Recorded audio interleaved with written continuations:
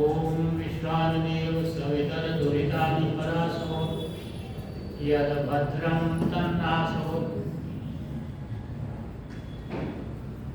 श्रद्धा के योग मात्र शक्ति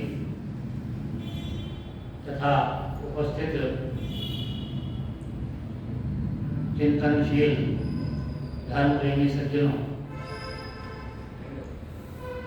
आर्य समाज नगर के इस साप्ताहिक एवं पारिवारिक सत्संग में मैं आप सबका अभिनंदन करता हूँ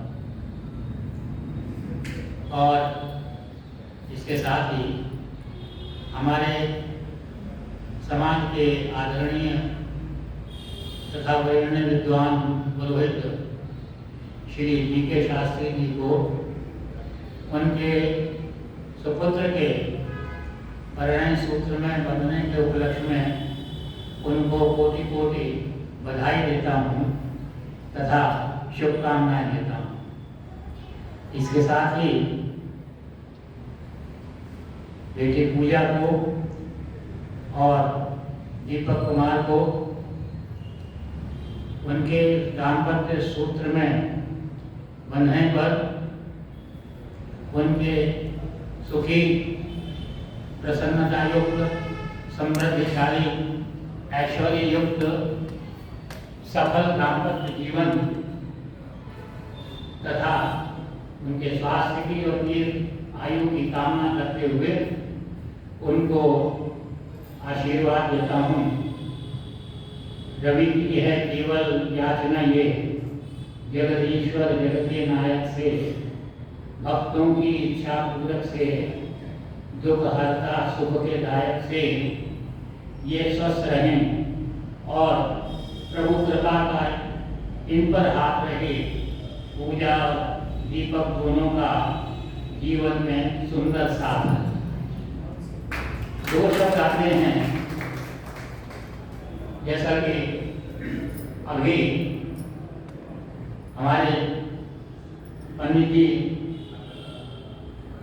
डॉक्टर अरुण देव जी ने यज्ञ संपन्न कराया तो उसके बाद उन्होंने दो शब्द कहे थे। एक शब्द बोला था निर्वाह और एक शब्द बोला था विवाह। दोनों की ध्वनि एक जैसी है, एक अक्षर का अंतर है। एक है निर्वाह में नी है और विवाह में बी है। जब किसी व्यक्ति को कोई जिम्मेदारी सौंपी जाती है तो हो सकता है वो उसको भार रूप में ले, लेकिन पूरा करना पड़ता है। येन केन प्रकारेण बाई होक और बाई पूर्वक, जैसे तैसे उसको भार समझते हुए भी वो उसको पूरा कर देता है, तो इसको कहते हैं निर्वाह। जैसे निवृत्ति, तो इसी तरह से निर्वाह। इसके साथ दूसरे के वाह के शब्द जुड़ा है वी। वी शब्द विशेष के लिए होता है। जब कोई जिम्मेदारी किसी को सौंपी जाती है तो एक प्रसन्नता, एक आह्लाद उसके अंदर होता है।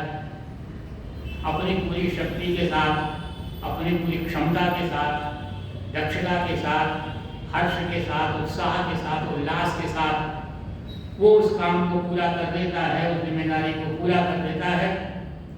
तब उसको एक अपूर्व आनंद प्राप्त होता है और वो उसकी स्थिति विशेष स्तर की पहुंच जाती है। तो इसलिए वाह के साथ वी लगा करके वही आशय दिया गया जैसे ज्ञान के साथ विज्ञान को जोड़ा गया। तो आप विवाह बंधन में बंधे। आजकल तो विवाह के अंदर बहुत सारे आडंबर शुरू हो गए हैं, लेकिन अभी अभी आपका विवाह शायद आपको ध्यान रहा हो कि जब आपका विवाह हुआ होगा, बारात घर पर आई होगी, सबका सत्कार किया गया होगा, सम्मान किया गया होगा। अनेकों प्रकार से सम्मान करते हैं। उसके बाद जो है वरमाला होती है। वरमाला होने के बाद जो वैदिक पद्धति है, वैदिक कर्मकांड है, वो वहां से उसके बाद से प्रारंभ होता है। जब भी वर और वधू आगे बढ़ते हैं और आगे दो आसन लगे होते हैं, बड़े पूर्ण रूप से सुसज्जित होते हैं, सजाए हुए होते हैं, अच्छा कालीन वगैरह बिछा होता है, जैसे भी जगह जहाँ की स्थिति होती है वैसा होता है। दोनों वहाँ पहुँचते हैं, तब पंडित जी वधू से कहते हैं कि तुम कहो विष्ठरः प्रतिगृह्यतां। वैसे तो स्वयं बोलना चाहिए, क्योंकि हम अतिथि यज्ञ कर रहे हैं, अतिथि आए हुए, और जितने बराती अतिथि आए हैं उनमें से जो नवयुवक जिसका विवाह होना है वो चीफ गेस्ट है, मुख्य अतिथि है, तो उसको विशेष रूप से, लेकिन वो परंपरा नहीं रही। अब तो कहीं कहीं पंडित जी ही जो है वो वर और वधू दोनों के डायलॉग्स बोल देते हैं। तो खैर इसका अर्थ ये है कि ये आसन है, आप कृपया करके इस आसन पर विराजमान हुई। अब वर महोदय बैठने लगते, पंडित जी कहते हैं रुक जाओ, अभी ऐसे नहीं बैठोगे। वास्तव में वो कोई आसन सामान्य आसन नहीं है जिस पर विराजमान कहने के लिए जो है वो युवती वो बेटी कहती है। वो वास्तव में उस व्यक्ति को, उस अपने मन के राजकुमार को अपने मन में, अपने हृदय के अंदर जो है वो स्थान देती है। तब पंडित जी कुछ संस्कृत के वाक्य बोलते हैं और वो वर से बुलवाते हैं, या कहीं नहीं बुलवाते तो कोई बोल देते हैं। अर्थात जो वर है वो ये कहता है कि आपने मुझे अपने समस्त जीवन के लिए मेरे अपने हृदय में मुझको स्थान दिया। मैं आपको ये विश्वास दिलाता हूँ कि मैं पूरे जीवन भर तुम्हारे जीवन की शोभा बना रहूंगा। इसी प्रकार से वही वाक्य वधू के द्वारा जो है कहलाए जाते हैं कि आपने मुझे आश्रय दिया तो मैं भी पूरे जीवन भर आपके साथ निभाऊंगी और आपके जीवन की शोभा बनी रहूंगी, आपके हर दुख सुख में साथ होंगी। एक लक्ष्मी होती है। लक्ष्मी का अर्थ होता है दौलत है, संपत्ति है, संपदा है, रुपया है, पैसा है। जब यह चीज लॉकर में रखी रहती है, बैंक में रखी रहती है, पर्स में रखी रहती है, तो ये तब तक लक्ष्मी होती है। लेकिन जब यह लक्ष्मी किसी का आश्रय बन जाती है, किसी की सहायता बन जाती है, किसी के लिए उपकार बन जाती है, तो यह लक्ष्मी श्री बन जाती है। और इसीलिए जैसे ही ये परस्पर एक दूसरे के प्रति आश्रय में आ जाते हैं, साथी बन जाते हैं, तब पहले विवाह से पहले ही बोला जाता था चिरंजीव दीपक कुमार, सौभाग्यकांक्षणी पूजा कुमारी। लेकिन जैसे ही विवाह पूरा हो जाता है तब उसके बाद ये श्रीमान दीपक कुमार हो जाते हैं और वो श्रीमती पूजा कुमारी हो जाती है। तो यह इस प्रकार से जीवन के अंदर आगे बढ़ने के लिए विवाह संस्कार जो है वो हमारे यहाँ किया जाता है। अक्सर प्रश्न पूछा, किसी ने पूछा, साहब आप ये बताइए कि हस्बैंड और वाइफ में क्या दोनों इंडिपेंडेंट हैं, क्या दोनों डिपेंडेंट हैं? क्योंकि आजकल परिस्थितियां बदल गई, मानसिकता बदल गई। आज से 40 साल पुरानी अगर बात करें तो जब कोई लड़की अपनी शिक्षा पूरी कर लेती थी, विवाह का इंतजार करती थी, तो कहीं अपनी योग्यता के अनुसार कहीं सर्विस करती, ताकि विवाह में कुछ आर्थिक सहयोग प्रदान कर सके। और जब उसको अपने मन का राजकुमार मिल जाता था तब वो अक्सर मन में गुनगुनाती थी कि अगर तुम मिल जाओ तो कमाना छोड़ देंगे हम। लेकिन आज परिस्थितियां कुछ बदल गई हैं, कुछ और स्थितियां आ गई हैं। आज दोनों को अलग अलग अपना स्वतंत्र अस्तित्व जो है उसकी आवश्यकता होती है। तो यह क्यों? क्योंकि मेरे लिए ये चीजें आवश्यक हैं। मेरा अकाउंट भी अलग होना चाहिए। मेरे एक मित्र थे, मैंने उनके यहाँ देखा कि उनके जो साज श्रृंगार हैं, साबुन वगैरह, तेल वगैरह, वो उनके अपने होते थे, अपने हिसाब से लेते थे, उनकी पत्नी अपने हिसाब से लेती थी। लेकिन यहाँ पर क्या है कि ये एक आत्मिक, वास्तव में वैदिक संस्कृति क्या कहती है कि ये आत्मिक बंधन है। किसी ने कहा है when body and body combine it makes lust, when soul and soul combine it makes love। तो वास्तव में यह आत्माओं का बंधन है। आत्माएं एक दूसरे से मिलती हैं, आत्माओं का योग होता है। और मैं आपसे निवेदन करूं, जो आत्माओं का योग होता है वो वास्तव में वास्तविक आनंद का स्रोत होता है। अभी सम्माननीय प्रधाना जी ने भजन गाया था, उसमें योग के विषय में बताया था। वास्तव में आनंद का अगर कोई स्रोत है तो वो योग है। लेकिन योग की कौन सी अवस्था है? अगर वो सुयोग है तब आनंद का स्रोत है। अगर वो अयोग है तब वो आनंद का स्रोत नहीं बन पाता। अयोग का मतलब योग ना होना। जब दीपक कुमार जो है अलग थे, अकेले थे, तो क्या स्थिति रही होगी इनकी? एक नवयुवक की क्या स्थिति होती कि था अखर रहा इनको कितने दिन से ये अकेलापन, ये सूनापन, सारा जग इनको लगता था उजड़ा उजड़ा निर्जन निर्जन, पर अब तुम्हारे आने से बन गया यही नंदन का आनंद, तुमने कितनी आसानी से सुलझा दी इसकी ये उलझन। तो अगर अयोग है उसको दूर करा तो वो आत्माओं का योग हुआ, वो आनंद के लिए होता है। मिथ्या योग होता है वो दुख के लिए होता है। लेकिन जो वास्तविक योग है, जिसकी आजकल बहुत चर्चा है, व्हाट्सएप के ग्रुप्स में देख लीजिए, मैगजीन्स में देख लीजिए, अखबारों में देख लीजिए, योग के ऊपर बहुत आ रहा है। क्योंकि अभी 21 जून को हमने अंतरराष्ट्रीय योग दिवस मनाया। यह योग दिवस एक ऐसी अनुपम, अनूठी, अद्भुत संपत्ति है जो कि वैदिक संस्कृति ने हमको प्रदान की है। और इसको अंतरराष्ट्रीय स्तर के ऊपर प्रतिष्ठित करने के लिए सरकार का भी बहुत बड़ा योगदान है। लेकिन उसके साथ साथ हमारे श्री स्वामी रामदेव जी हैं, कुछ अन्य हैं, उनके भी भागीरथ प्रयत्न हुए हैं, जिससे कि हम अंतरराष्ट्रीय योग दिवस मनाने के योग्य हुए हैं। संसार ने योग को मान्यता प्रदान की है, योग को प्रतिष्ठित किया है। और इसकी गूंज चारों तरफ हमको दिखाई दे रही है।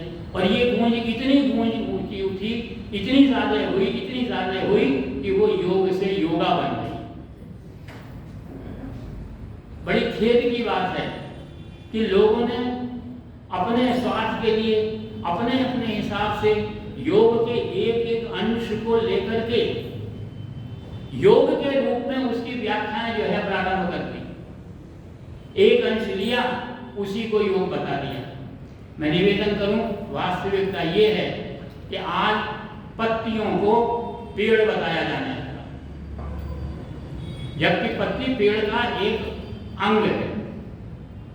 मैं निवेदन करूं, किसी से बातचीत हो रही थी, मैंने कहा भाई यही क्यों? महर्षि पतंजलि ने तो योग के 8 अंग बताए हैं। तो बोले साहब एक को पहले सही कर लें, शरीर को सही कर लें, फिर आगे बढ़ेंगे। तो मैं निवेदन करूं कि पतंजलि महर्षि बहुत बड़े विद्वान थे।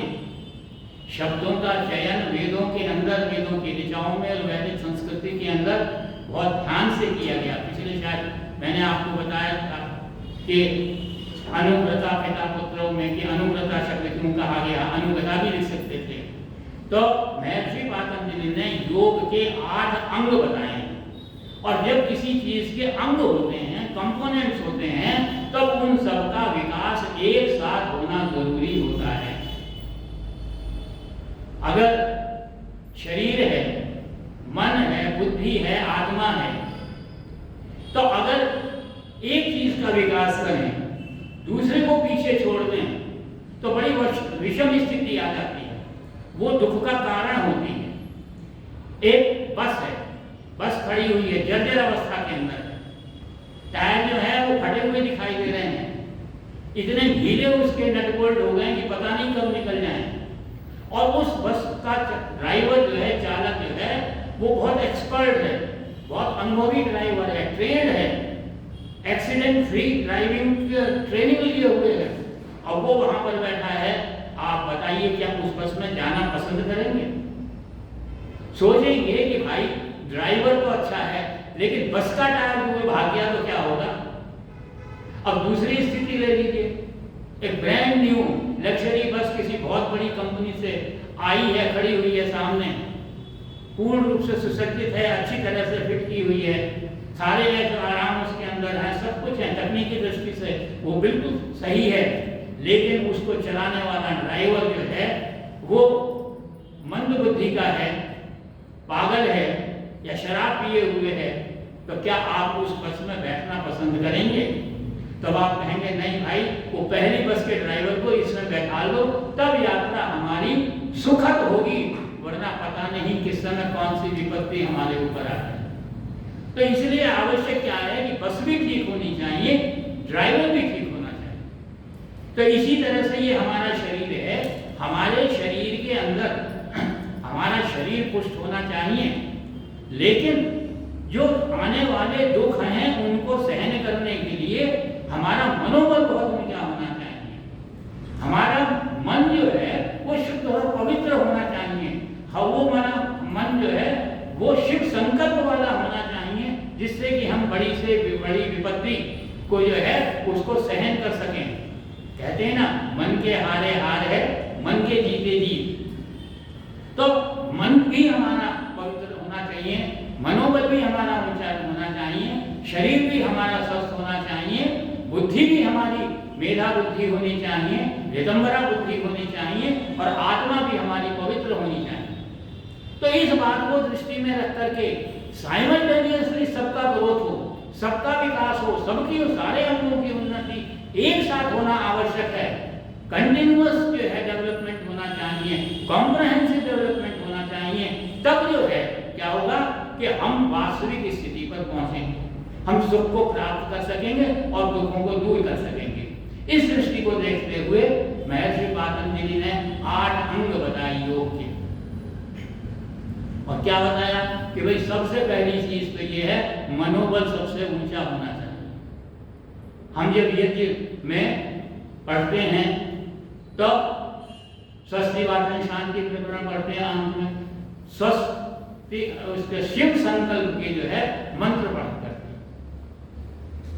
दैनिक जीवन में भी शिव संकल्प के मंत्रों का पाठ करते हैं। क्यों?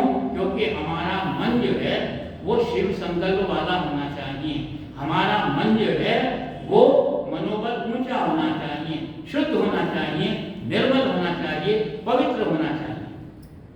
अगर ऐसा होगा तब हम दुखों को दूर कर सकेंगे, तब हम अब दुख आ गए हैं तो उनका सामना कर सकेंगे। तो उन्होंने कहा भाई इस मन को पवित्र करने के लिए उन्होंने 2 अंग बताए, यम और नियम। केवल मन से बात नहीं बनती, तो शरीर पुष्ट करने के लिए, देह यष्टि को सुधारने के लिए और मन के साथ जोड़ने के लिए उन्होंने कहा भाई आसन और प्राणायाम। इसके साथ साथ हमारी आत्मा जो है वो पवित्र होनी चाहिए, शुद्ध होनी चाहिए, हमारा आत्मिक बल ऊंचा होना चाहिए, तब उसके अंदर जो है क्या उन्होंने कहा, प्रत्याहार धारणा जो है वो अंग बताए योग की। और इसके पश्चात जब ये सारी बातें होंगी तब हम अपने लक्ष्य की तरफ, अपने ध्येय की तरफ बढ़ सकेंगे और ईश्वर के निकट पहुंचने के लिए जो है आगे बढ़ने का प्रयत्न कर सकेंगे। तब हम हमारे लिए महर्षि पातंजलि ने कहा कि क्या है, ध्यान और समाधि। आज की स्थिति क्या है, न यम की आवश्यकता है, न नियम की जरूरत है, सीधे ध्यान की दुकानें आपको दुनिया भर में मिल जाएंगी। मेरी अक्सर तबीयत खराब होती है, मुझसे लोग कहते हैं भटनागर साहब आप मेडिटेशन किया करो। क्योंकि मेडिटेशन ही क्यों करूं? क्या यम और नियम मेडिटेशन के लिए आवश्यक नहीं है? क्या ये शरीर की इंद्रियां जो हैं, ये शरीर के अंग उसके लिए जरूरी नहीं है? वो जरूरी हैं, लेकिन ये भी तो साथ में करना जरूरी है। इसलिए सबसे पहले उन्होंने कहा भाई किस चीज से प्रारंभ करो, यम और नियम से प्रारंभ करो, ताकि सबसे पहले तो मन सही हो, हिम्मत आनी चाहिए, हिम्मत मर्दा मदद खुदा वाली बात आनी चाहिए, तो वो मन से आती है। तो मन के लिए उन्होंने कहा यम। अब देखिए कितना विरोधाभास है। योग की बात कर रहे हैं महर्षि पातंजलि, और पहले दो अंगों का नाम उन्होंने लिया यम और नियम। नियम में भी नी प्लस यम है, दोनों में यम है। और यम क्या होता है? जब यमराज पधारते हैं तो क्या करते हैं?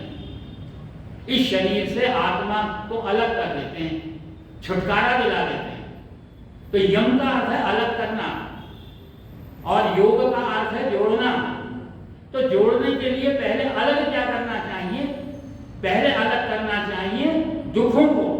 और दुखों को कैसे दूर करना चाहिए? तो दुखों को किस प्रकार से दूर कर सकते हैं, तब उन्होंने जो है हमको यम और नियम बताए। और दुख के क्या कारण होते हैं? दुख दो कारण से होते हैं। महर्षि दयानंद ये कहते हैं कि अधिकांश दुख मनुष्य के स्वयं के कारण होते हैं। मेरे स्वयं के कारण दुख होते हैं, या मेरे दूसरे के, कोई दूसरा मुझे दुख देता है, तो दो ही कारण होते हैं, या तो दूसरे से मुझे दुख मिलता है या मैं स्वयं दुख का कारण बनता हूं। तो इसलिए उन्होंने कहा कि भाई दूसरों से जो हमको दुख प्राप्त होते हैं उन दुखों को हम कैसे दूर करें? तब की ये है कि जब हमारा इंटरेक्शन हो, हमारा व्यवहार दूसरों के साथ सही होना चाहिए, हमारा व्यवहार जो है पूर्ण होना चाहिए, उसमें अधूरापन नहीं होना चाहिए, वांछनीय व्यवहार होना चाहिए, जिससे कि हम उन दुखों को कम कर सकें, उन पर विजय प्राप्त कर सकें, उन दुखों को दूर कर सकें। तो व्यवहार के लिए उन्होंने कहा कि भाई 5 यमों का पालन करो, व्यवहार में करो। और व्यवहार के लिए सेकंड पर्सन थर्ड पर्सन की जरूरत पड़ती है। फिर उन्होंने कहा कि अपने लिए क्या है? भाई अपने से जो दुख होंगे उनको कैसे दूर करो? तो उसके लिए अपना आचरण सुधारो। आचरण सुधारने के लिए उन्होंने क्या कहा? 5 नियम बता दिए। शौच, संतोष, तप, स्वाध्याय, ईश्वर प्रणय। अब इसमें शौच शुद्धता आपको स्वयं रखनी है, किसी दूसरे की दखलंदाजी की जरूरत नहीं है। संतोष आपको स्वयं धारण करना है। शौच, संतोष, तप आपसे स्वयं से संबंधित है। ईश्वर प्रणिधान आपसे स्वयं संबंधित है। स्वाध्याय आपके अपने लिए है, अपने द्वारा है, अपना है, या जगत का है, लेकिन आपके द्वारा ही किया जाना है। तो ये आपके 5 जो हैं वो उन्होंने नियम बताए कि इनके आधार पर आपका आचरण होना चाहिए। अपने आचरण में इन चीजों को लेकर के आइए। अब कहा नियम, दूसरे से यम, दूसरे से तो उन्होंने कह दिया 5 यमों का पालन करो। 5 यमों का पालन करने के लिए क्या जरूरत है?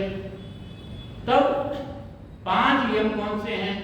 वो 5 यम हैं अहिंसा, सत्य, अस्तेय, ब्रह्मचर्य, अपरिग्रह। तो इस प्रकार से 5 यम हैं, 5 नियम हैं।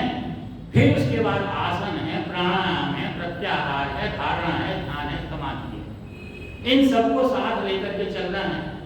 लेकिन स्थिति क्या हुई आज योग की? स्थिति वो हो गई जैसे एक मिठाई की दुकान है। उस मिठाई की दुकान के मालिक ने बोर्ड लगाया बड़ा सुंदर, यहाँ शुद्ध ताजी देसी घी की मिठाइयाँ मिलती हैं। अब एक सज्जन आ गए, उन्होंने कहा जी यहाँ शुद्ध क्यों का शब्द क्यों लिखा? बिना बात के लिए डाउट क्रिएट करोगे, संशय लगाओगे कि वे कहीं अशुद्ध भी रखी होंगी, शुद्ध हटा दो। दूसरा आया, अरे भाई सामने मिठाइयाँ बन रही हैं, ये ताजी और बासी का जो है डिफरेंस क्यों लाते हो? अनुपयोगी है, कोई उपयोग नहीं है ताजी शब्द का, इसको भी हटा दो।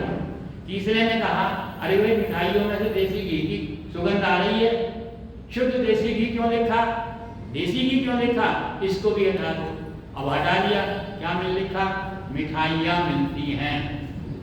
फिर एक सज्जन आए, उन्होंने कहा यार सामने जो है सैकड़ों तरह की मिठाइयाँ रखी हैं, लड्डू है, पेड़ा है, बर्फी है, गुलाब जामुन है, रसमलाई है, रसगुल्ला है, दुनिया भर की सैकड़ों रखी हैं, सबको दिखाई दे रही हैं।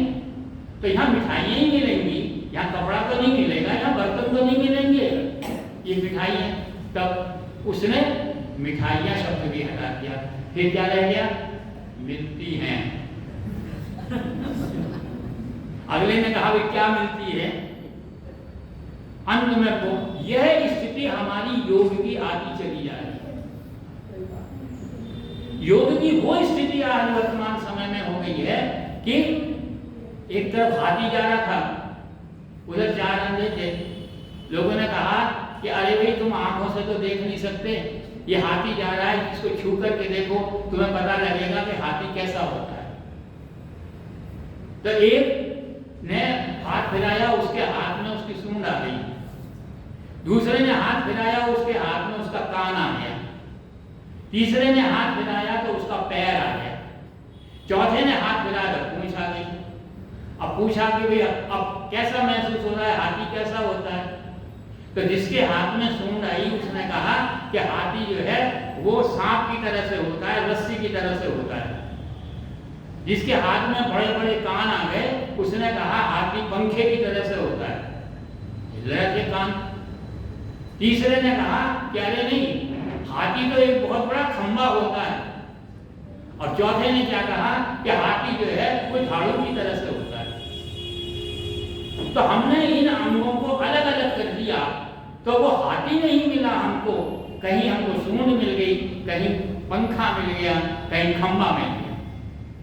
तो जरूरत इस बात की है कि इनको चले कहां से प्रारंभ, पहले अंग को पहले वरीयता देना आवश्यक है। क्या है? यमों का पालन। अब यमों में क्या है? अहिंसा परमो धर्म, अहिंसा की बात करी। महर्षि दयानंद जब मनु महाराज के द्वारा 10 लक्षणों को बताया गया है, धृति क्षमा तमोस्तेयम शौचम इंद्रिय निग्रह धीर विद्या सत्यम अक्रोध दर्शकम धर्म लक्षण, उन्होंने 10 लक्षण बताए थे। महर्षि दयानंद टिप्पणी करते हैं ये 10 लक्षण वास्तव में धर्म के 10 लक्षण हैं, लेकिन इसके अतिरिक्त एक और बहुत महत्वपूर्ण लक्षण है धर्म का, और वो है अहिंसा। उन्होंने अहिंसा परमो धर्म को स्वीकृति प्रदान की।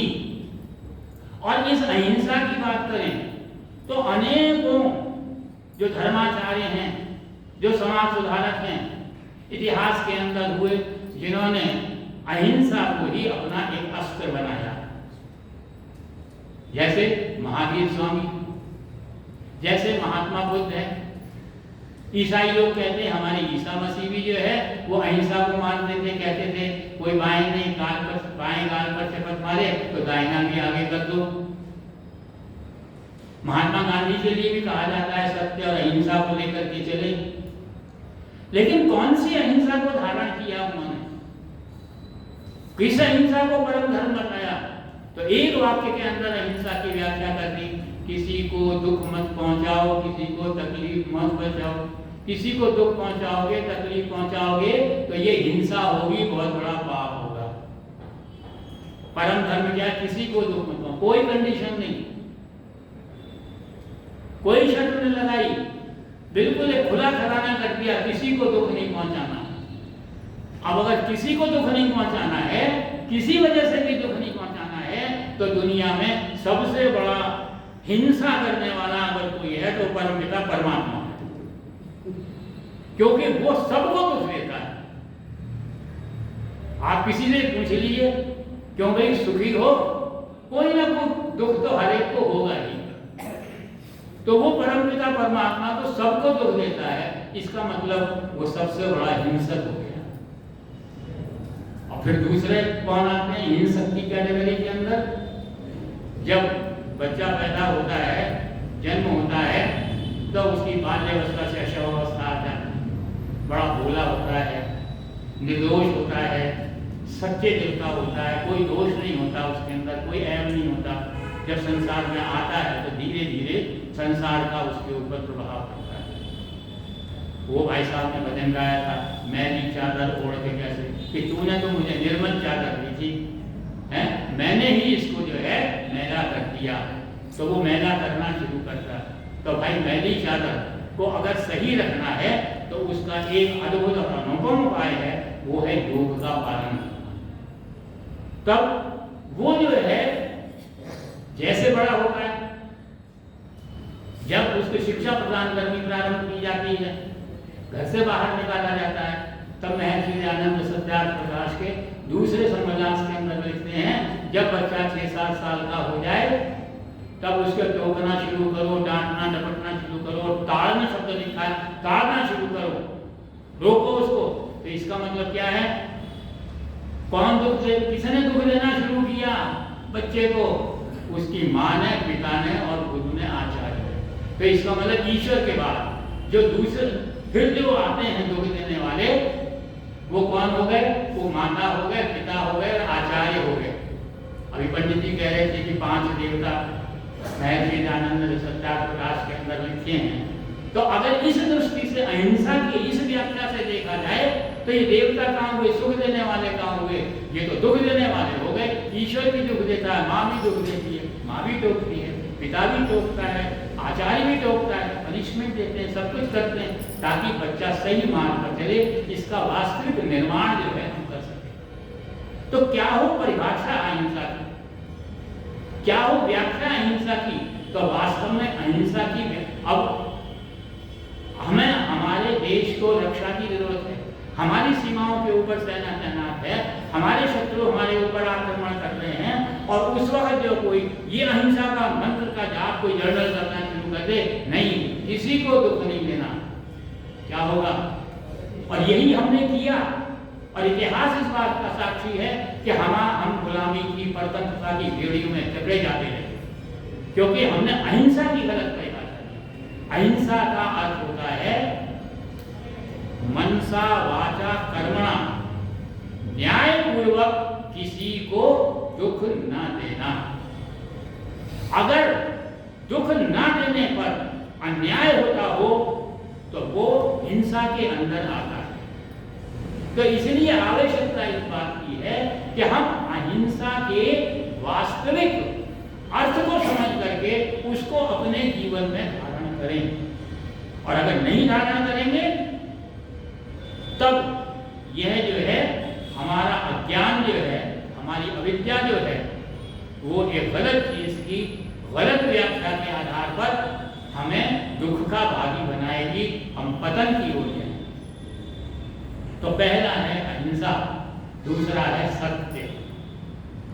सत्य की तो वेदों से लेकर के अब तक कितनी महिमा गाई जाती रही है। यजुर्वेद के अंदर एक मंत्र आता है जिसका अर्थ है कि सत्य के द्वारा पृथ्वी ऊपर उठती है, ऊंची उठती है। बृहदारण्यक उपनिषद के अंदर 3 प्रार्थनाएं बताई गई हैं कि प्रातः काल ये 3 प्रार्थनाएं करनी चाहिए। इनको जाप शब्द भी लिखा है, और वो कौन सी हैं?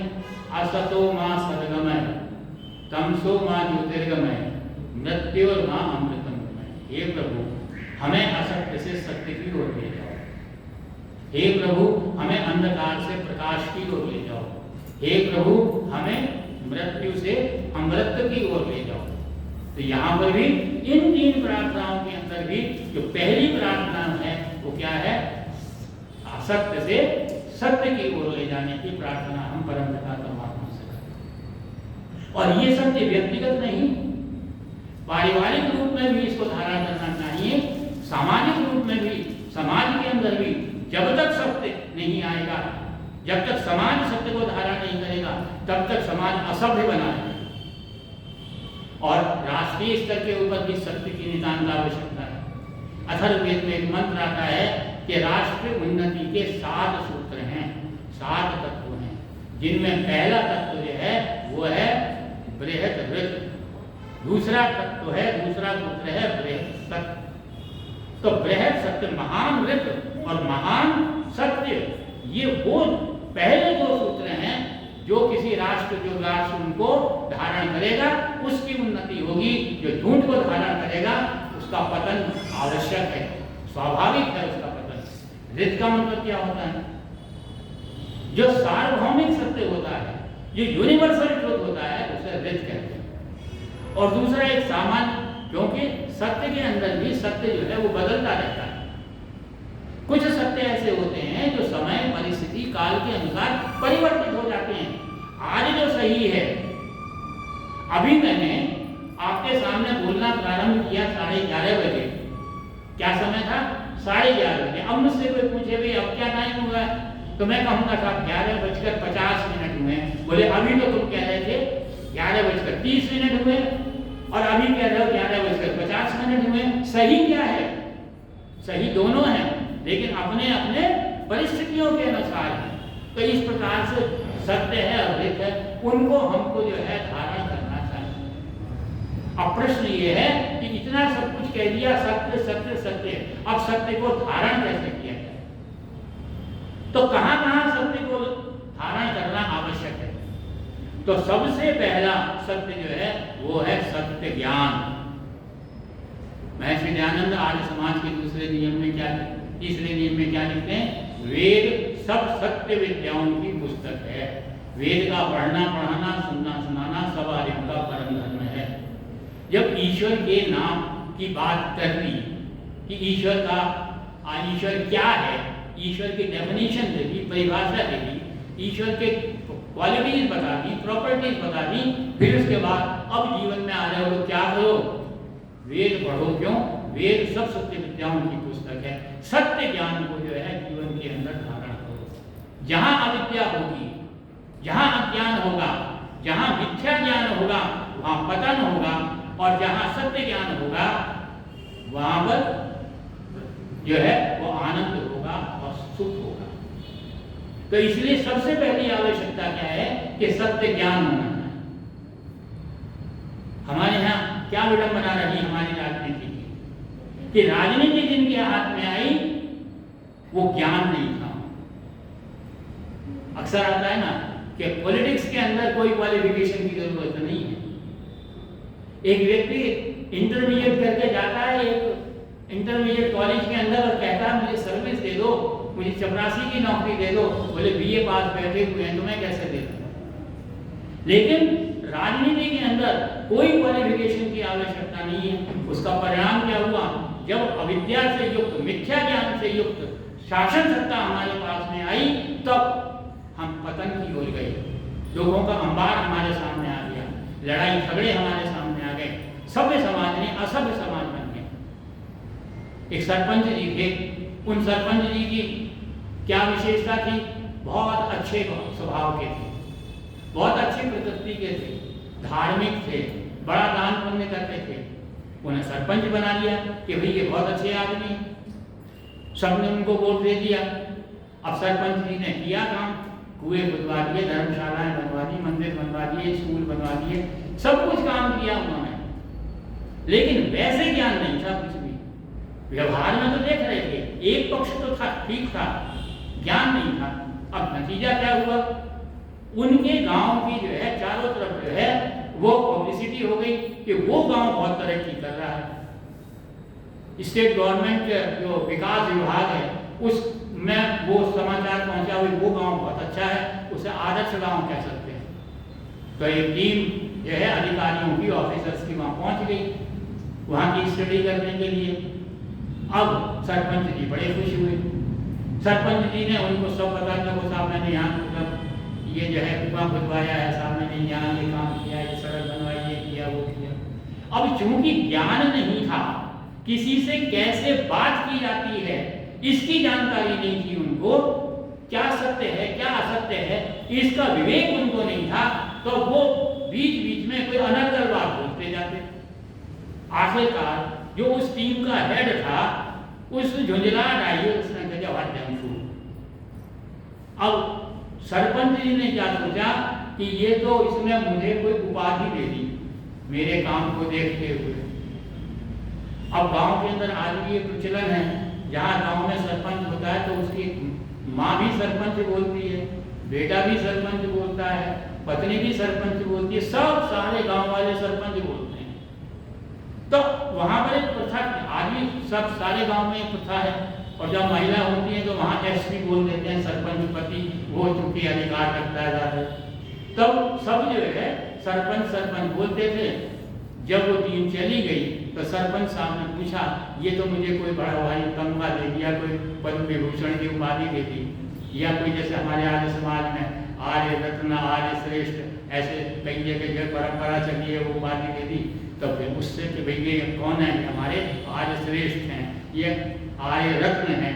तब उन्होंने घोषणा कर दी, आज से कोई मुझे सरपंच नहीं कहेगा, सब मुझे डैम फूल बोलेंगे। अब वो डैम फूल सबने बोलना शुरू कर दिया। बेटा जो था, क्योंकि समृद्ध किसान थे, बेटा बाहर अच्छे कॉलेज में पढ़ रहा था, वो कहीं छुट्टियों के अंदर आया, जैसे ही बस से उतरा घर की तरफ चलने लगा, बहुत सारे जो है गांव वाले मिलते, कोई काका प्रणाम, कि मामा प्रणाम, कि भैया प्रणाम, सबको किसी के पैर छूता बुजुर्गों के, क्योंकि संस्कारवान युवक था। लेकिन हर व्यक्ति उससे ये कहता कि बेटा एक बात ध्यान रखना, अब सरपंच जी को सरपंच जी मत बोलना, डैम फूल बोलना। उसने सोचा क्योंकि मैं कॉलेज में पढ़ रहा हूँ, तो ये आम धारणा है गांव के अंदर कि जो कॉलेज में पढ़ लेता है वो संस्कारहीन हो जाता है। क्योंकि एक शायरी में उन्होंने कहा, हम उन किताबों को काबिले दफ्ती समझते हैं जिन्हें पढ़ करके बच्चे बाप को खपती समझते हैं। तो उसने कहा शायद ये उस धारणा में मुझसे कह रहे हैं, मजाक कर रहे हैं, उपहास कर रहे हैं मेरा। खैर घर गया, जैसे परिवार मिला, भाई बेटा आया है, उसके लिए नाश्ता पानी कराया, उसने अपने हाथ पैर धोए, स्नान किया, बैठ गया, वार्ताएं चलने लगी, वो अपने अनुभव सुनाने लगा, गांव में क्या बीती है, क्या होता है आम घरों के अंदर। जब ये चल रहा था, इसी बीच में जो है वो कहीं वो कह बैठा कि हाँ सरपंच जी फिर क्या हुआ। अब उसने जो ये कहा सरपंच जी फिर क्या हुआ, सरपंच जी आप बबूला हो गए, तुम पूरे गांव का चक्कर काट करके आ रहे हो, तुम्हें किसी ने कुछ नहीं कहा। तब उसके दिमाग में जो है उसने सोचा कि बात तो है, कोई गड़बड़ तो है, कहीं दाल में काला तो जरूर है। तब उसने कहा बात क्या है, उन्होंने सारी कहानी सुना दी। बोले आपको डैम फूल का मतलब भी पता है? तो बोले हाँ, जवाहरलाल नेहरू फूल लगाते थे गुलाब का, तो वही डैम फूल का मतलब डिबिया में गुलाब का फूल। तब उसने कहा कि डैम फूल का क्या अर्थ होता है, फूल का क्या अर्थ होता है, डैम फूल। तो क्यों हुई ये स्थिति, क्यों उपहास के पात्र बने? क्योंकि ज्ञान सही नहीं था। अगर सत्य ज्ञान होता तब ऐसी विषम परिस्थिति, इतनी हास्यास्पद स्थिति उनको नहीं आती। इसलिए महर्षि पतंजलि कहते हैं कि सत्य को ग्रहण करो, सत्य का पालन करो, लेकिन सबसे पहली फर्स्ट प्राइमरी जो नीड है, प्राथमिक आवश्यकता है, क्या है कि आपका ज्ञान सत्य होना चाहिए। ज्ञान सत्य होगा तो उसके बाद क्या है, दूसरा सत्य कहाँ होना चाहिए, आपकी संगत में सत्यता होनी चाहिए, आपकी सोसाइटी सही होनी चाहिए। वो कहते हैं ना, एक वो दोहा बोलते हैं, एक घड़ी आदि घड़ी आदि से भी आज संगत, कबीरा संगत साधु की हरे कोटे अपराध। और ऐसे घटनाएं हुई कि बड़े बड़े जो थे अपराधी तो थे, वो विद्वान बन गए, वो तपस्वी बन गए, सिर्फ एक बात सुन करके किसी विद्वान की, एक ज्ञान को प्राप्त करके। और इसका उल्टा भी होता है, अगर संगत अच्छी नहीं है तो थोड़ी सी देर की संगत भी आदमी को बिगाड़ में रख देती है। उसका असर क्यों? क्योंकि मनुष्य की प्रवृत्ति ये होती है, गलत चीज को पहले ग्रहण करता है, अच्छी चीज ग्रहण करने में टाइम लगता है। तो जो खराब संगत है, जो कुसंगति है, वो आदमी को नीचे ले ही जाएगी, पतन की तरफ ले ही जाएगी। कार्लाइल एक बहुत बड़े जो हैं वो हुए हैं विचारक, पुस्तकें लिखी है उन्होंने। बचपन की उनका एक घटना है कि जब वो पढ़ते थे तो स्कूल से, घर से जो स्कूल जाते थे, तब दो रास्ते थे, एक मेन रोड थी और एक जो है गलियों में होकर के जाता था। रास्ते में कुछ कच्ची बस्ती, धक्का बस्ती, इस तरीके की जबरदस्ती बनाई गई बस्तियाँ थी। वो बस्तियों पे एक गली बनी हुई थी, उसमें बहुत ज़्यादा खराब लोग, नीच प्रकृति के लोग रहते थे, लड़ते थे, झगड़ते थे, गाली देते थे, शराब पीते थे, अजीब प्रकार का वहाँ का वातावरण था। लेकिन उससे स्कूल जाने में जो है समय की बचत होती थी। एक दिन पिता ने पूछ लिया, बेटा कौन से रास्ते से जाते हो? बोला इससे जाता हूँ। बोले क्यों जाते हो? यहाँ तो बहुत खराब लोग रहते हैं, ये अच्छी जगह नहीं है, इधर से मत जाओ, बहुत खराब सोसाइटी है। तो बोले मुझे सोसाइटी से क्या लेना देना, मैं 10 मिनट पहले विद्यालय पहुंच जाता हूँ, 10 मिनट की बचत करता हूँ, समय की बचत करता हूँ, मैं घर से निकल जाता हूँ, मैं इनकी बात सुनता ही, पिता की बात नहीं मानता। अचानक कार्लाइल को जो है फीवर हो गया, बुखार हो गया, ज्वर हो गया, बढ़ता चला गया 104, 105 डिग्री, और एक ऐसी स्थिति आ गई जबकि उसने बड़बड़ाना शुरू कर दिया, जिसको आम भाषा में सरसाम बोलते हैं। अब डॉक्टर को बुलाया, डॉक्टर ने उसका निरीक्षण किया और प्रिस्क्रिप्शन लिखा, दवाई लिखी। तो डॉक्टर मित्र था पिता का, उसने कहा डॉक्टर साहब ये मेहरबानी और करो, ये जो बड़बड़ा रहा है ना वो डायरी में नोट कर दो। डायरी में नोट कर लिया। बोले ये क्या नोट करना है, तो गालियाँ बकवास कर रहा है, इसको होश ही नहीं है अपना। तो बोले मेरी रिक्वेस्ट ये करो, कर लिया। मैं दवाई दी, थोड़े दिनों के बाद स्वस्थ हो गया। आके बोला पिताजी मुझे डॉक्टर ने कहा आई एम फिजिकली फिट, मैं पूरी तरह से स्वस्थ हूँ, अब मैं स्कूल जाऊँगा। बोले नहीं, अभी तुम पूरी तरह से स्वस्थ नहीं हो, you are only physically fit.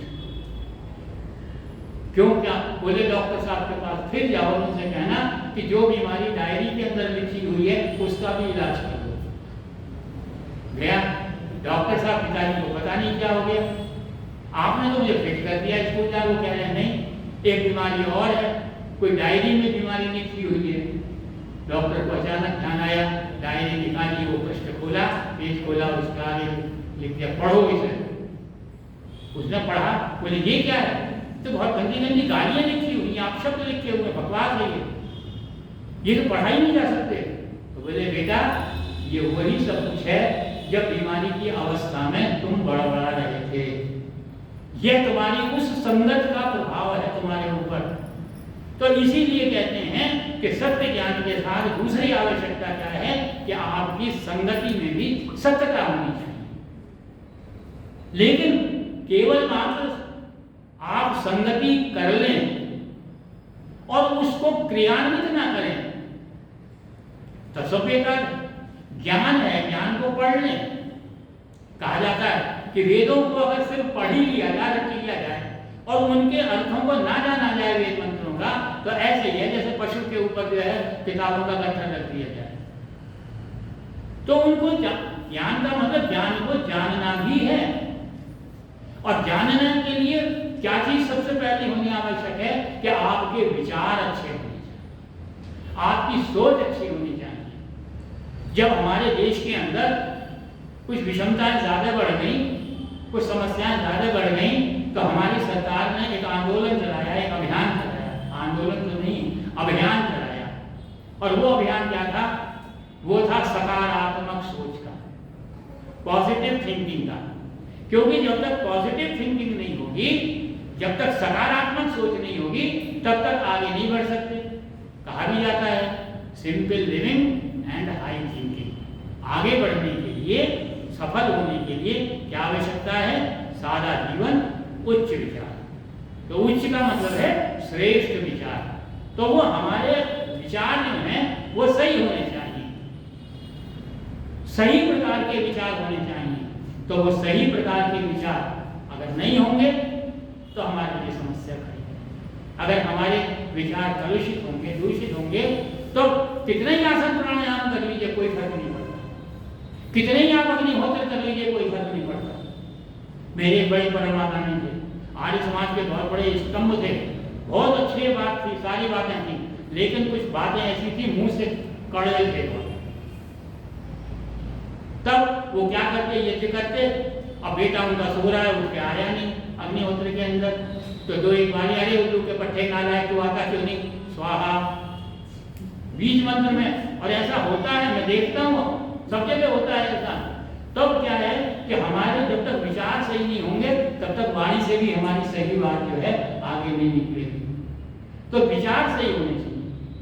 एक कथानक है, काल्पनिक है, केवल मात्र एक थीम, एक आदर्श को, एक सही बात को बताने के लिए हम कथानक कर लेते हैं कि नारद जी जा रहे थे, एक बड़े भारी धार्मिक शिव जी दिखाई दिए। शिव जी से कहा, शिव जी चलो तुम बहुत धर्मात्मा हो, बड़ा पुण्य करते हो, दान पुण्य करते हो, गरीबों की सहायता करते हो, ये करते हो, वो करते हो, चलो तुम्हें इंद्र के दर्शन कराता हूँ। बोले इंद्रलोक ले जाओगे? बोले हाँ इंद्रलोक ले जाऊंगा। चलो ले गए इंद्रलोक। अब इंद्रलोक में जाकर के कहा कि शेर जी इस पेड़ के नीचे खड़े हो जाओ, मैं देख कर आता हूँ कि इंद्र अपने सिंहासन पर कब विराजमान होते हैं। तो तुम्हें दिखा दूंगा। अब वो एक हमारी पौराणिक कथाएं हैं बहुत सारी, उसमें एक शब्द आता है कल्प वृक्ष। वो वृक्ष कल्प वृक्ष था और उसके अंदर जो सोचो वही हो जाता था। अब सेठ जी यात्रा करके आए थे, लंबी थके हुए थे, कहने लगे, सोचने लगे कितनी ठंडी ठंडी छांव है, कितनी ठंडी हवा है, कितनी सुगंधी फैली हुई है, काश कुर्सी होती तो बैठ जाता। कुर्सी आ गई, बैठ गए। बोले मैंने भी क्या सोचा, इतनी छोटी सी बात सोची, बड़ी बात सोची, काश कोई पलंग होता। तो इतनी देर में पलंग आ गया, अच्छे सुंदर करता है, बिछे हुए तन रखे, बढ़िया चादरें वगैरह बिछी, तकिए लगे हुए, लेट गए। बोले काश अगर मैं घर में ऐसा दृश्य होता तो मेरे नौकर चाकर कोई सर दबा रहा होता, कोई हाथ पैर दबा रहा होता, कितना आराम मिलता। और वहां पर नौकर चाकर कहाँ से आएंगे? इंद्रलोक में तो कौन होता है? अप्सराएं होती हैं। वो अप्सराएं आ गई, कोई सर दबाने लगा, कोई पंखा झलने लगी। अब सेठ जी ने चल दी, तो मुसीबत आ गई। अगर कहीं मेरी पत्नी ने इनको देख लिया पर स्त्रियों के साथ, तो झाड़ू से ही मेरी खबर देगी। तो पत्नी आ गई, झाड़ू लिए आ गए सेठ जी पीछे, पत्नी झाड़ू लिए हुए। इतनी देर में नारद जी आगे बोले भी क्या ड्रामा कर रहे हो? तो उन्हें कह दिया भाई ऐसा ऐसा हुआ, ऐसा ऐसा। तो बोले गलत सोचा ही क्यों, सही क्यों नहीं सोचते, ऊंचा क्यों नहीं सोचते? इसलिए हमारे विचारों के अंदर सत्यता का होना बहुत जरूरी है। अगर हमारे विचार सही नहीं होंगे तो हम सत्य को धारण नहीं कर सकते, और जब हमारे विचार सही होंगे तब हमारा जो है व्यवहार में जो है सही होना चाहिए, हमारा आचरण सही होना। पहले तो स्वयं का आचरण, सत्यता हमारे आचरण के अंदर होनी चाहिए। बरेली के अंदर महर्षि दयानंद व्याख्यान दे रहे थे, अंग्रेज कलेक्टर बैठा था, एसपी बैठा था, कमिश्नर बैठा था, बड़े पादरी बैठे हुए थे, सम्राट लोग बैठे हुए थे। और महर्षि दयानंद ने कहीं कोई आया, कोई संदर्भ आया, उन्होंने बाइबिल की जो है वहां पर खंडन कर दिया। अब जो उनके श्रद्धालु थे, शुभचिंतक थे, जिन्होंने आयोजन किया था, बोले कोई मुसीबत खड़ी न हो जाए, ना आघात ना हो जाए। शाम को किसी ने बड़े डरते हुए, उनके श्रद्धालु ने, उनके भक्त ने बड़ी विनम्रता के साथ कहा, स्वामी जी अगर थोड़ा नरमी से बोले तो ठीक रहे।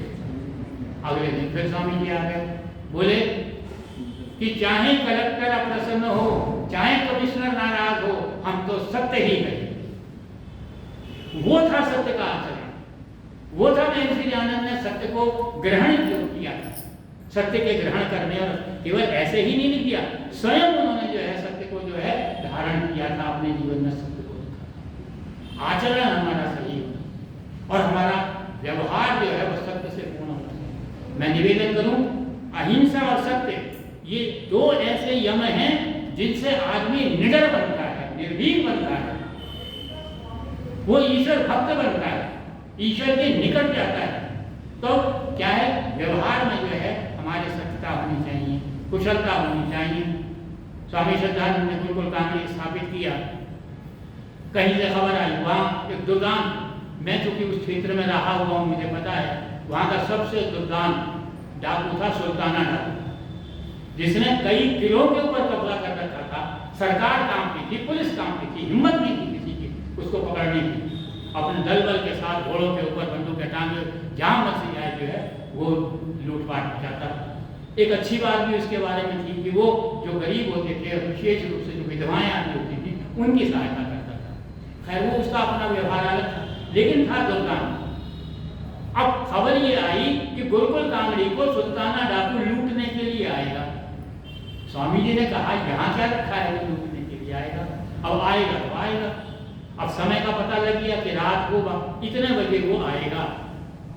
स्वामी श्रद्धानंद गुरुकुल कांगड़ी के द्वार पर जाकर के निर्भीक होकर के खड़े हो गए, और खड़े हो गए तो उस पर आया वो अपने दलबल के साथ। घोड़ों के ऊपर सारे डाकू थे, कंधे पर बंदूकें लटकी हुई थी। तब पूछा उसने कि ये कौन आदमी है जो मेरा रास्ता रोक रहा है? बोले अरे मुझसे ब्रिटिश सरकार कांपती है, पुलिस मेरे सामने नहीं आती, तुम कौन हो? तो मैं स्वामी श्रद्धानंद हूँ, इस गुरुकुल का अधिष्ठाता हूँ, इसका प्राचार्य हूँ, इसका संचालक हूँ। तो बोले तुम क्यों आए हो? मेरे आगे कोई आ नहीं सकता, क्योंकि दम्भ में था। तो बोले मैं तुमसे ही मिलने आया हूँ। कि मुझसे मिलने क्यों आए हो? मैं तो खड़े खड़े सैकड़ों आदमियों के ऊपर गोलियों की बौछार कर देता हूँ।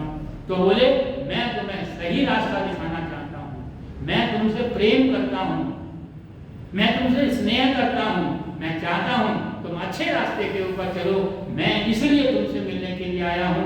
उनका जो व्यवहार था उस समय, उसका परिणाम ये हुआ, सुल्ताना डाकू घोड़े से नीचे उतरा, स्वामी जी के चरण स्पर्श किए और वापस चला गया। तो यह आवश्यकता है कि क्या है, सत्य का जो है वो हमको सत्य के जहां सत्य की आवश्यकता है, सब जगह सत्य होना चाहिए। एक जगह भी अगर हमने सत्य को हटा दिया तो हम सत्य से विमुख हो जाएंगे, अलग हो जाएंगे। हमारे व्यवहार के अंदर भी सत्यता होनी चाहिए। और एक और है, हमारा आहार भी सत्य होना चाहिए। भक्ष्य और अभक्ष्य का हमको ध्यान होना चाहिए, क्या खाना चाहिए, क्या नहीं खाना चाहिए, कब खाना चाहिए, कैसे खाना चाहिए। भागवत ने कहा है, हित भुक, मित भुक, ऋतु भुक, कि भाई हितकारी चीज खाओ, थोड़ी खाओ, और ऋतु भुक, सच्ची ईमानदारी की कमाई की खाओ। तुम मित भुक भी खाओगे, तुम हित भुक भी खाओगे, लेकिन अगर ऋतु भुक नहीं खाया, अगर दूषित अन्न खाया, दूषित अन्न से मतलब क्या, दूषित कमाई का अन्न। कहते हैं भीष्म पितामह जब शरशैया पर पड़े हुए थे, बाणों की शैया पर, तो सब आए उनसे धर्म उपदेश लेने के लिए कि महाराज आप पितामह हैं हमारे, आप सबसे बड़े वयोवृद्ध हैं, आप अखंड बाल ब्रह्मचारी हैं, आप ज्ञान के स्रोत हैं, आप अनुभवी सबसे ज्यादा हैं, कुछ ज्ञान दीजिए। उन्होंने बड़ा ज्ञान दिया, बड़ा उपदेश दिया, सब बड़े चित्त होकर सुन रहे थे। अचानक द्रौपदी हंस पड़ी। पितामह बोले, बेटी क्यों हंसी? बोले, पितामह धृष्टता क्षमा करेंगे नहीं, मैं इसलिए मुझे हंसी आ गई कि यह सारा ज्ञान, ये सारा धर्म तब कहाँ था जब भरी सभा में मेरा अपमान किया जा रहा था, मेरे साथ अश्लीलता की जा रही थी, मेरे साथ दुर्व्यवहार किया जा रहा था, तब आपका ये धर्म और ये ज्ञान कहाँ था, ये सत्यता कहाँ थी? तो बोले, सत्य कहती है बेटी, लेकिन उस समय मेरे शरीर की धमनियों में दुर्योधन के दूषित अन्न का रक्त प्रवाहित हो रहा था, इसलिए मैं दूषित था, इसलिए मैं सही नहीं था, इसलिए मैं गलत था। और आज अर्जुन के बाणों ने मेरे सारे शरीर की धमनियों से वो सारा दूषित रक्त निकाल दिया है। मैं शरीर, आत्मा और मन से अब पवित्र हूं, इसलिए धर्म का उपदेश है। तो धर्म का उपदेश, सत्यता को ग्रहण करने के लिए आवश्यक क्या है कि हमारे आहार में भी, हमारे भोजन में भी सत्यता होनी चाहिए। आज क्यों बिगड़ते जा रहे हैं सब? क्योंकि हमारा आहार बचपन से ही बिगड़ता चला जा रहा है। हमारा कोई नियंत्रण ही नहीं है किसी प्रकार का। बच्चे को जिस चीज की आवश्यकता है वो हमें पूरी करनी है, हमारी क्षमता है या नहीं है। पहले कहते थे कि मोटा खाओ मोटा पहनो, तो जितनी क्षमता है उसी में खाना पड़ेगा बच्चे को। अब माता पिता को ये चिंता होती है, ये तो ये खाना चाहता है, इतनी कमाई, इतनी इनकम होनी चाहिए कि ये खिला सकें। और उसके अंदर फिर हमारा जो तरीका होता है वो कमाई सत्य की कमाई नहीं, परिश्रम की कमाई नहीं होती, ईमानदारी की कमाई नहीं होती, और वो हमारे शरीर पर प्रभाव डालती है, क्योंकि जैसा खाओगे अन्न वैसा बनेगा मन। कितना समय? चलिए एक और कह देता हूं, इसके बाद आता है अहिंसा, सत्य, अस्त्य। अस्त्य का मतलब होता है चोरी ना करना। चोरी होती है तीन प्रकार की। एक होती है काम की चोरी, एक होती है समय की चोरी, और एक होती है धन की चोरी। मैं जब सर्विस में था, आर्य समाज के काम में बहुत रहता था, लेकिन कभी कभी कहता था नहीं भैया मैं ये काम नहीं कर सकता, क्योंकि ये मेरे ड्यूटी आवर्स हैं। यहाँ मुझे जो कर्तव्य, जो मेरा अन्नदाता है, जो गवर्नमेंट है, वो मुझसे ये अपेक्षा रखती है, मुझे ये काम करना है, तो ये समय मैं वहां दूंगा, और जो काम करूंगा वहां करूंगा। मैं ना काम की चोरी करूंगा, ना समय की चोरी करूंगा, और ना धन की चोरी करूंगा। चोरी न करने का मतलब है, एक तो ये तीन चीजों की चोरी नहीं करनी चाहिए, और दूसरी वास्तविक चोरी क्या है, किस चीज को हम चोरी कहेंगे? तो मैं ये कहूंगा कि धन के कारण धर्म को ना त्यागना। मतलब अगर आप जो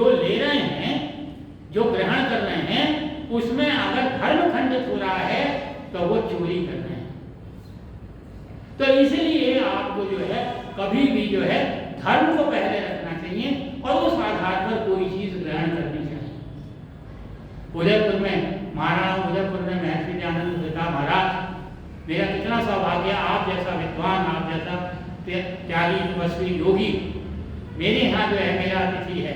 मैं चाहता हूँ मेरे एक लिंग का जो मंदिर है, जो उस समय ये बात कर रहा हूँ कब 1880 के राउंड अबाउट की, तब कहा कि इसकी करोड़ों रुपए की मासिक आय है। मैं चाहता हूँ आप इसके प्रमुख महंत बन जाएं, पीठाधीश बन जाएं और मेरे राजगुरु का पद ग्रहण कर लें। तो महर्षि दयानंद क्या कहते हैं, राजन मैं आपके राज को एक दौड़ में पूरा कर सकता हूँ, लेकिन उस परम पिता परमात्मा के राज को कैसे छोड़ पाऊंगा, कैसे दौड़ पूरी कर पाऊंगा। तो इसलिए चोरी का जो सबसे अच्छा क्राइटेरिया है वो क्या है, जब भी आप कोई चीज ग्रहण कर रहे हैं उसको देख लीजिए वो अधर्म तो नहीं हो रहा, वो धर्म आपका नष्ट तो नहीं हो रहा। धर्म का मतलब है जो ड्यूटी है, जो कर्तव्य है, उस वो तो नहीं वहां पर झुलाया जा रहा। तो इसलिए 5 बताए हमको यम और 5 बताए नियम, इन पर आचरण करें, तब हम जब प्राणायाम करेंगे, तब हम जो आसन लगाएंगे, तब एक आत्मता आएगी, तब हमारा जो है वो आत्मा से आत्मा मिलेगी, आत्मा से शरीर मिलेगा, आत्मा से सृष्टि का योग होगा, प्रकृति का योग होगा, आत्मा से परमात्मा की ओर मिलने के लिए हम चाहेंगे, तब हम योग की तरफ चलेंगे। योग वास्तव में जीने की कला है और योग जीवन का विज्ञान है। योग सार्वभौमिक है, सार्वत्रिक है, यूनिवर्सल है। योग किसी एक विशेष स्थान का नहीं है। कोई भारत का कहते योग है, नहीं, योग भारत के लिए नहीं है, समूची सृष्टि के लिए योग है। योग किसी एक धर्म संप्रदाय के लिए नहीं है, पंथ के लिए नहीं है, किसी एक जाति के लिए नहीं है, योग सबके लिए है। और वो योग जब हम धारण करते हैं, वास्तविक योग, वो क्या करता है, हमको वास्तव आनंद की अनुभूति, जो अकल्पनीय आनंद जिसको बोलते हैं, आत्मिक आनंद बोलते हैं, वो हमको प्राप्त करना प्रारंभ होता है जब हम योग के समस्त अंगों को अपने जीवन में धारण करते हैं। इसलिए आवश्यकता इस बात की है कि हम समूचे योग को, पूरे 8 अंगों को जीवन में धारण करने का प्रयत्न करें। ये नहीं है कि आज तो मैंने आसन कर लिया तो योग कर लिया, कल को मैं जो है वो प्राणायाम करूंगा तो योग कर लूंगा, परसों को जो है वो आंख मीच के बैठ जाऊंगा तो मैं ध्यान कर लूंगा। नहीं, 8 अंगों को साथ लेकर चले, अपने आचरण के अंदर, अपने व्यवहार के अंदर इन सब को धारण करें, तब हम वास्तविक योग करेंगे और तब हम योग की तरफ चलेंगे। मैं कोई योगाचार्य नहीं हूँ, योग का कोई बड़ा भारी अध्येता नहीं हूँ, जो मेरे मस्तिष्क में योग की बात आई वो आपके साथ।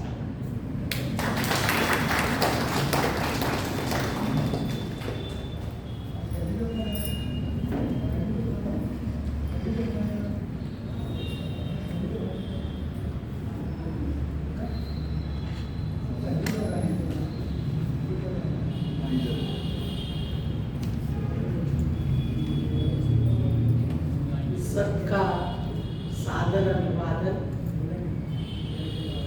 और विशेष रूप से हमारे प्रिय पूजा और दीपक जी का जो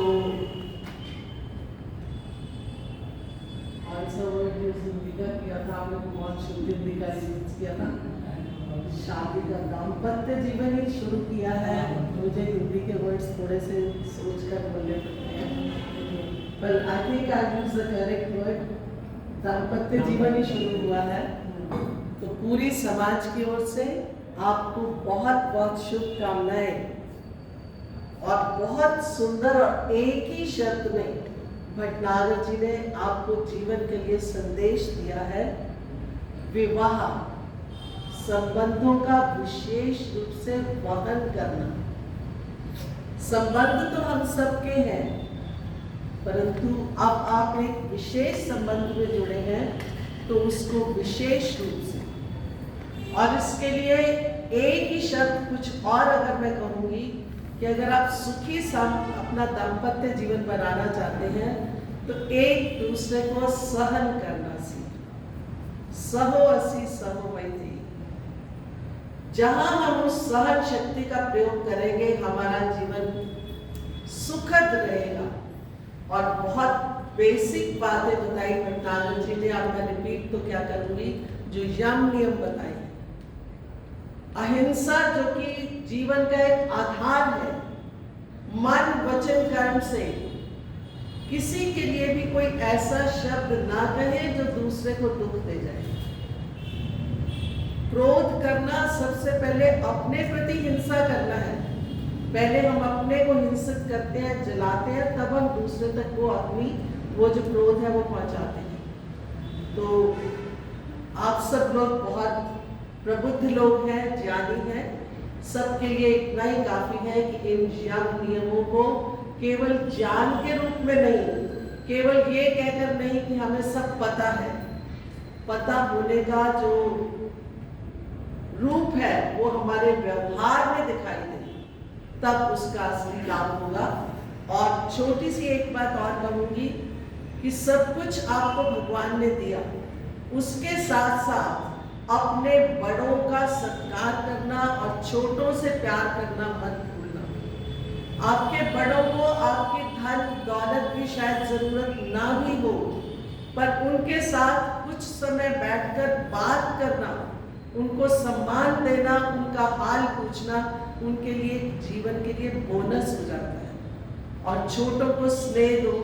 ये चीजें अगर आप अपने व्यवहार में लाते हैं, और साथ में उन्होंने आपको नियम भी बता दिए हैं, संतोष, जितना हो सकता है प्रयत्न करो, धन कमाओ, कार्य करो, पर कहीं एक लिमिट हो कि जितना एफर्ट्स करने के बाद मिल गया उसमें संतोष भी हो, संतुष्टि हो, और वही आपके जीवन को सुखद बनाएगी। इन्हीं शब्दों के साथ सब अपने समाज परिवार की ओर से, अपनी ओर से आपको हार्दिक शुभकामनाएं देती हूँ। और अब आते हैं हम अपने अभिजान जी पर। अभिजान इधर आ जाओ एक बार, बहुत ही प्यारा बच्चा है। He's so happy। उठा तो मैं सकती नहीं, आप बहुत बड़े हो गए ना, उठा लूं ऐसे नहीं। छोटा पुरुष ठीक है, छोटा पुरुष ठीक है, चलो एक और नाम दे दिया, छोटा पुरुष। बहुत सुंदर। और क्रेडिट तो जाता है किसको, सिखाया किसने था,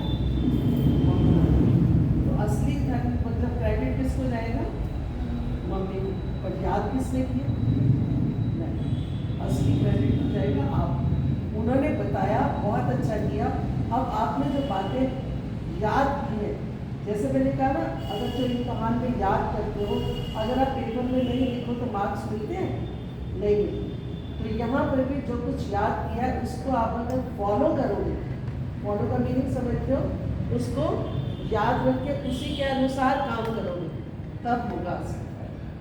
ठीक है, जोरदार ताली बजाएगा हम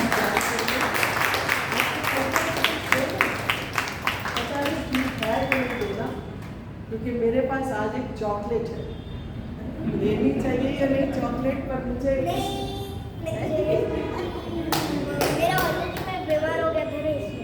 चलो बहुत अच्छी बात है, एक ताली और बजा दें आपके लिए। आपकी मम्मा को पकड़ा देंगे, जब अगर खानी होगी तो फिर खा लेना, ठीक है। हाँ कहते ठीक है। आज जो समाज